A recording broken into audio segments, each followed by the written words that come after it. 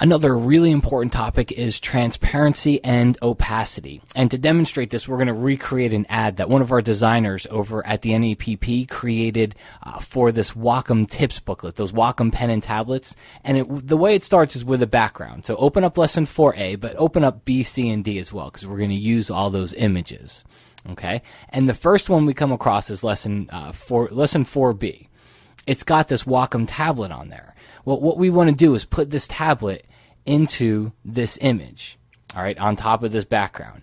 If I just take it the way it is now, we're going to get the white background and everything. So we don't want that. So what we're going to do here is take the magnetic lasso tool from the toolbox, and I'm just going to go around the edges here, and I'm going to select the tablet. Don't worry about that stand because we're actually not going to use the stand part of it. And just bring this right along the edge, and it's going to do a pretty good job for you because that's a fairly harsh edge around there. All right.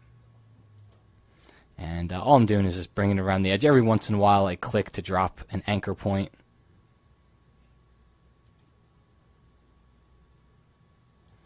And it's looking pretty good. Bring it around the top. And we're almost done. Okay. One more corner, and there we go. So now we've got a selection. Incidentally, refine edge.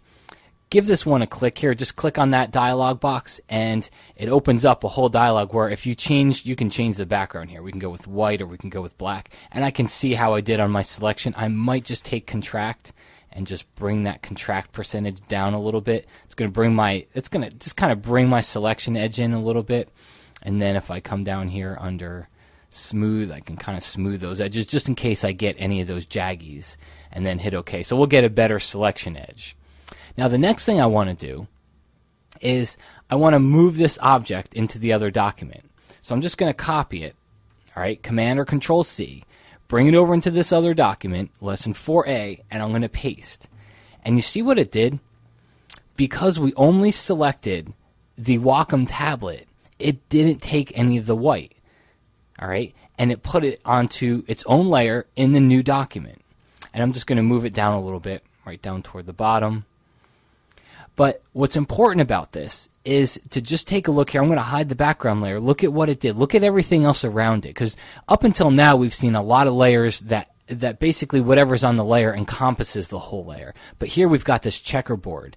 This is Photoshop's way to show you transparency because it can't show you white, because white's actually a color that you might want to use. So it shows you this checkerboard to mean that wherever you see this checkerboard means that on this layer it's transparent and you're going to see through to whatever's on the layer below. It's almost like those transparencies that, at least when I was in college, they used to use in that overhead projector, and the professor would layer transparencies on top of each other. All right, same kind of concept here. So we've got the background layer, and then we've got the tablet on it. Layer stacking order still comes into play, so we still see the tablet over the background, but anywhere that was transparent on that tablet layer, we're going to see through to the background layer, which is that green background.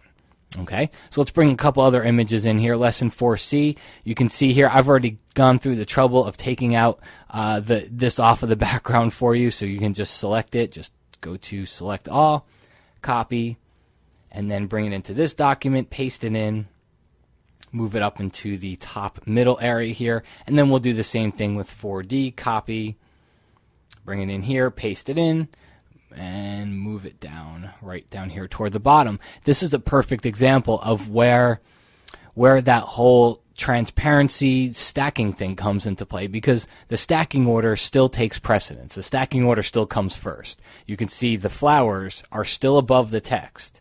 All right, so that's why we see it. But anywhere else around the flowers, because if you look at the layer thumbnail, all right, see it's got that transparency grid. It means everything else around there was transparent. So that's why we see through it. So I'm going to take this and drag it below the text so it doesn't cover that up. All right, so that's kind of the first introduction to transparency, and it almost kind of leads into our next lesson, which is going to be opacity. So do yourself a favor, if you can't go straight into the next lesson, save this document as a PSD file, because we're going to pick up in the next lesson with the same image.